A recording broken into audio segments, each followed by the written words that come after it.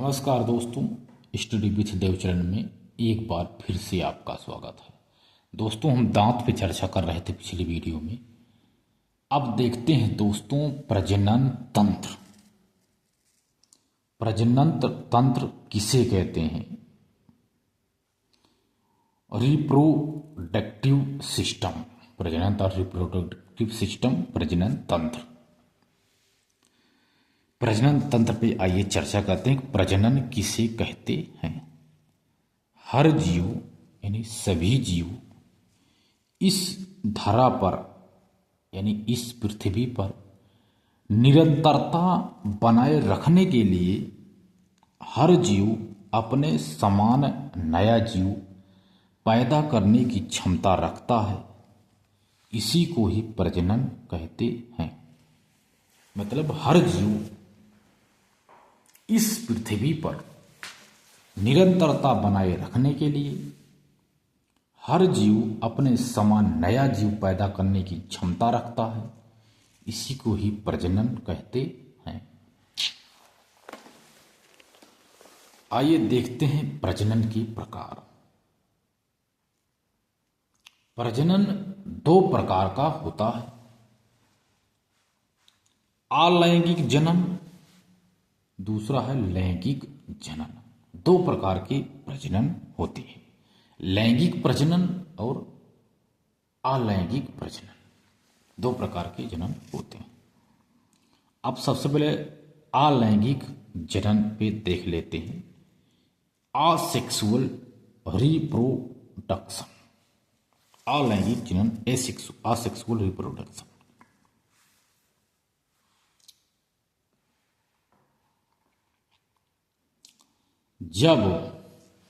जब नर और मादा, जब नर मादा के संयोग के बिना ही जीव के शरीर के किसी भाग से नया जीव पैदा हो जाता है तो इसी को ही अलैंगिक जनन कहते हैं। जैसे यदि अमीबा को हम दो टुकड़े में कर दें तो हर टुकड़े से एक नया अमीबा पैदा हो जाता है। इसलिए अमीबा को अमर प्राणी कहा गया है। अमीबा को अमर प्राणी कहते हैं।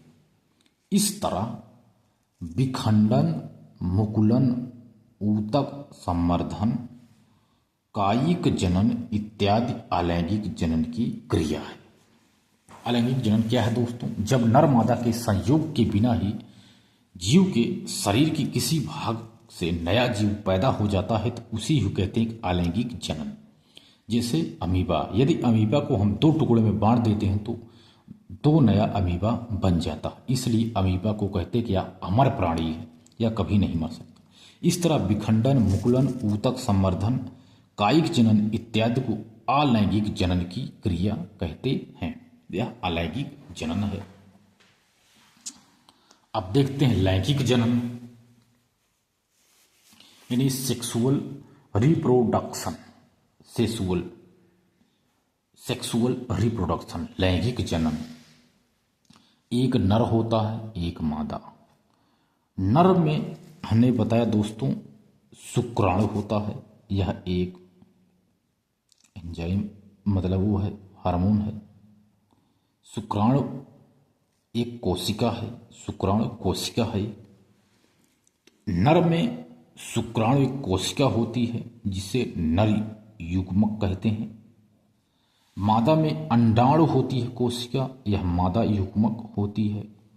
दोनों में आकर के जब मिल जाती हैं इसी को ही कहते हैं कि निषेचन। इसी प्रक्रिया को निषेचन कहा जाता है। जब नर और मादा के शुक्राणु और अंडाणु आपस में मिलते हैं इसी को ही निषेचन कहते हैं। जब निषेचन होता है तो यह अंडवाहिनी में एक फैलोपियन ट्यूब होता है, यहीं पर दोनों का निषेचन होता है। फैलोपियन ट्यूब में, अंडवाहिनी में शुक्राणु और अंडाणु का निषेचन होता है। जब यह निषेचन होता है तो यह एक जाइगोट बनता है, एक जाइगोट बन जाता है, जाइगोट बन जाता है अंडा की तरह। इसके बाद लगभग यह जो जाइगोट है 10 हफ्ता में, लगभग 10 हफ्ता में भ्रूण में बदल जाता है, भ्रूण बन जाता है और यही भ्रूण लगभग 280 दिन में बच्चा बन जाता है। इसी को ही लैंगिक जनन कहते हैं। यह लैंगिक जनन है जो नर मादा के युग्म से बनता है निषेचन की प्रक्रिया से।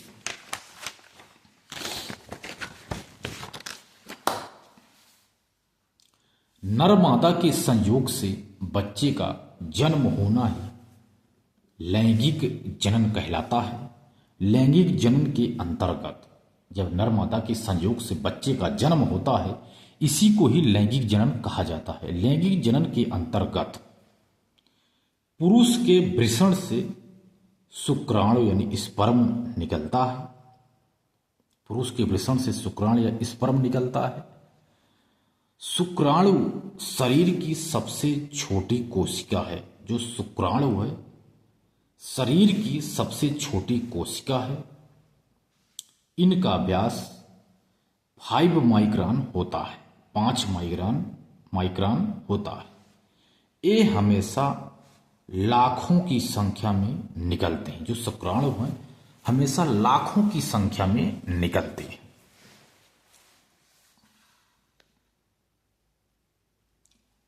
अब स्त्री में क्या है, स्त्री की अंडाशय से अंडाणु निकलता है। स्त्री की अंडाशय से अंडाणु निकलता है। अंडाणु जो है शरीर की सबसे बड़ी कोशिका है। जो अंडाणु है यह शरीर की सबसे बड़ी कोशिका होती है।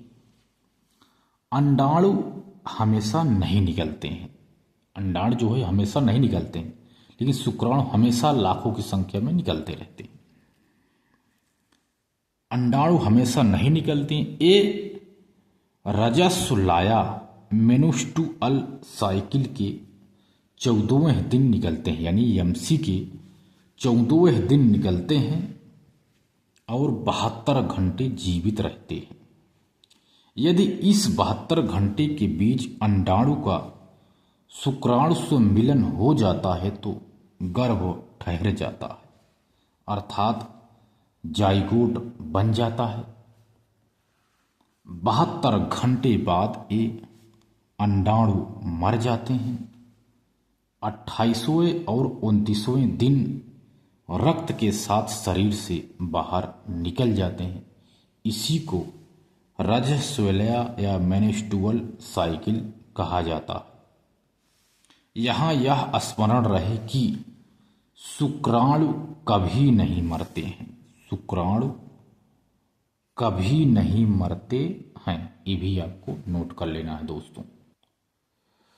तो दोस्तों अगली वीडियो हम निषेचन से पढ़ेंगे दोस्तों। तो मिलते हैं और बेहतरीन क्लास में, तब तक के लिए धन्यवाद।